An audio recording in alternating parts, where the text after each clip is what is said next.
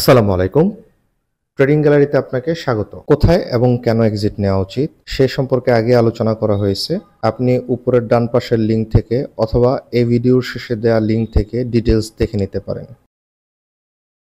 সমরিস্তা হাসপাতাল তার previous lower লোকে ব্রেকডাউন করে 46.7 টাকায় নেমে আসে অক্টোবর 29 তারিখে।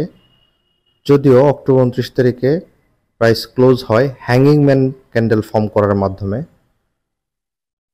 46.7 টাকা থেকে 59 টাকা পর্যন্ত প্রাইসের একটি আপ মুভমেন্ট হয়, যার গ্যাপ ছিল প্রায় 27.5%। 59 টাকা থেকে ফিবোনাচি লেভেল ড্র করি এবং প্রাইস কারেকশন হওয়ার জন্য অপেক্ষা করি। প্রাইস 61 থেকে 78% লেভেলে যখন পৌঁছায় তখন 51.2 টাকায় এন্ট্রি নেই।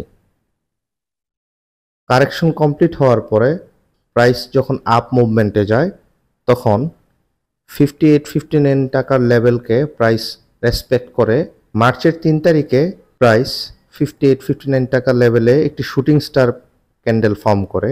শুটিং স্টার প্রাইস রিভার্সালের সংকেত দেয়।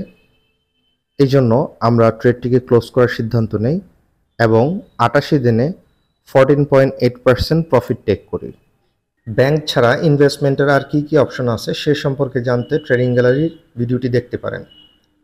সেকেন্ডারি মার্কেটে ইনভেস্টমেন্টের মাধ্যমে কিভাবে প্যাসিভ ইনকাম সৃষ্টি করা যায় সেই সম্পর্কে জানতে এবং অভিজ্ঞতা অর্জন করতে আপনি ট্রেডিং গ্যালারিকে সাবস্ক্রাইব করে রাখতে পারেন। আপনাকে অসংখ্য ধন্যবাদ।